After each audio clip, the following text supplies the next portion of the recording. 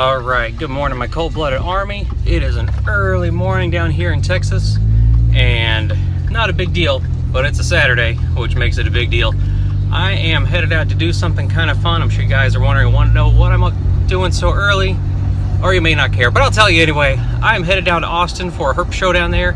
I've not done one of the herps shows before, but I'm excited about it. I found out last night that they're actually a Venomous show. I've never done the hot shows before, so I'm super stoked about that.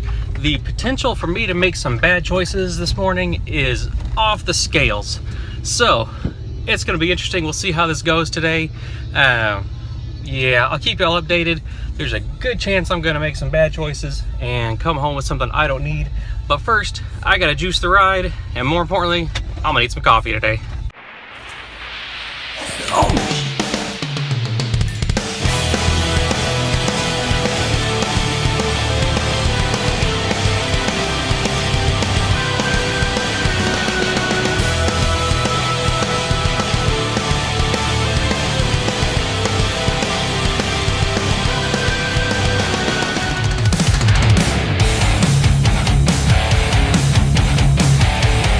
Alright guys, we are on the road. I love having a nice truck, big truck in Texas, until it comes time to fill it up. But it's all good. I can't complain. I will see you guys in a little bit. Probably a few pit stops on the way since I got a big thing of coffee. But headed to Austin, gonna go see what I can do and see what I can get into.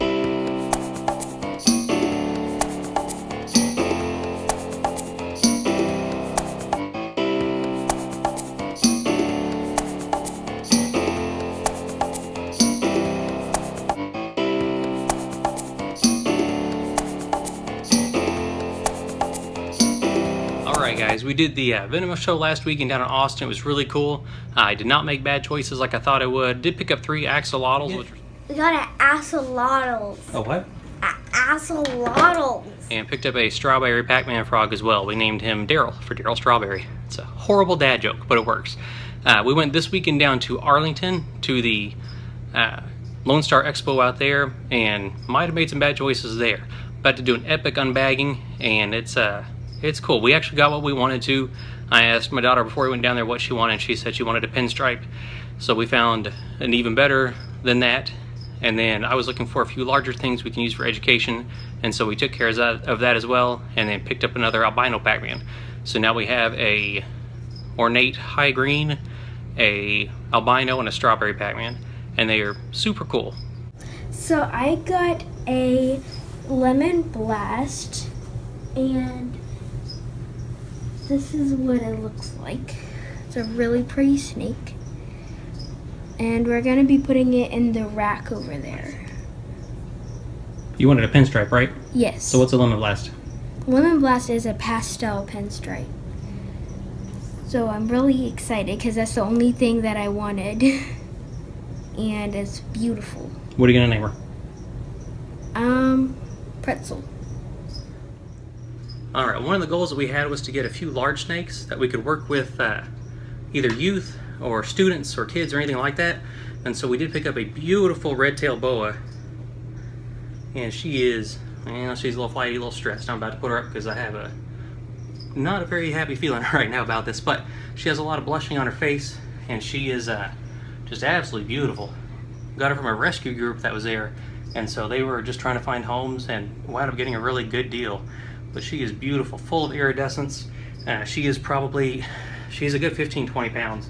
Alright guys, the other big one we picked up is one I never thought I would own. This is a titanium reticulated python, and she is a good size. She's about 7 feet, a little skinny. We're gonna try and fix that.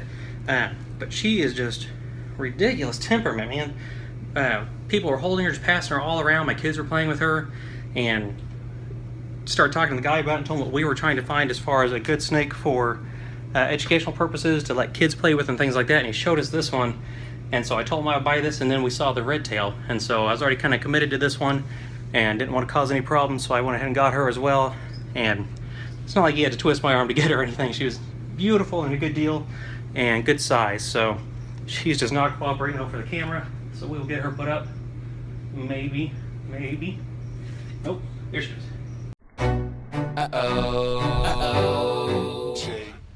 Alright guys, today's message we are going to talk a little bit about God. Imagine that. We are in a ministry, we're going to talk about God. I know it's a crazy thing to think about. But I want to talk a little bit about some of the words, one word in particular that is used in the Bible over and over to describe God, and that word is shepherd. And it is one of those words, like a lot of others, that was so meaningful to the people back in that time because they understood what a shepherd was, they understood what that meant. And so for God to say, I am the shepherd, it took on a different meaning than it does to us now. Most of us don't have flocks of animals that we are leading around, and it is much different today than it was 2,000 years ago. And they didn't have barbed wire fences holding everything in. They didn't have barns to put them in or things like that. The shepherds would sleep with their flock out on the ground. They didn't really shower that often. They were not educated. They were not highly thought of, but they were loyal to their flock. And they stayed there with them. They got down and dirty with them. They slept on the ground, and they did anything and everything they could to protect them. And so it's a beautiful thing when God puts himself on that level of, instead of being this pure and beautiful and wonderful and perfect thing, he puts himself as being willing to do absolutely anything for us, including sleeping on the nasty ground by our side if that's what it takes to keep us safe. And I absolutely love that. The other side to this too, as far as shepherds and what they did, is there was always that one sheep in the flock. You know, people always talk about the black sheep. There's always that one sheep that would cause problems and go and wander off. And the shepherd would have to go and find the sheep and bring it back to the flock, because the shepherd took care of everyone in the flock. And if one of them ran off, he knew. And he would go and find that sheep, and the sheep was special to him, just every single one of them. And so the same way, we're all special to God. And when we run off, God chases after us. And what would happen is the shepherd would go and they would grab their sheep and bring it back to the flock and say, hey, you got to stay here with me, little dude. You need to be with me. I'm going to protect you. I'm going to keep you safe. You can't keep running off. I can't protect you. The next day, the sheep would run off, and the shepherd would go and grab him and say, little sheep, you got to stay with me. I got to protect you. I'm not going to let you run off. And after a certain amount of times, the shepherd would say, you know what, I got to think about the whole flock. But he still loved that sheep, and so instead of letting the sheep go, what the shepherd would do is they would take the sheep's leg and they would lay it across two rocks to where it kind of be a bridge and there was a gap underneath, and the shepherd would step on the sheep's leg and break the leg. And instead of leaving the sheep there to die, even though it wasn't fun and it was painful, what the shepherd would do is set the leg and mend it and bandage it up. And the next part, the view of shepherd, is absolutely beautiful for this. The shepherd would pick the sheep up and put him on his shoulders and carry him everywhere he went. And the sheep would learn the shepherd's voice, and he would talk to him every day. And he would say, you know, I know you're hurting, little buddy, but I got you, and I love you. And I had to hurt you, but I'm going to make you so much stronger in the long run. You're going to trust me, you're going to lean on me, you're going to know my voice, and you're definitely never going to run off again. And sometimes in our lives, we run off. We do stupid stuff. We start making our own choices. We start going out and just going against God and doing whatever we think we need to do to glorify ourselves instead of God. And we can do it for a while, we can get away with it, and God pulls us back and says, come on, little buddy, I need you with me, you got to stay with me. Eventually we get to that point where God says, you know what, I love you too much to let you go. I can't let you keep running off. And the time comes where he has to break our leg.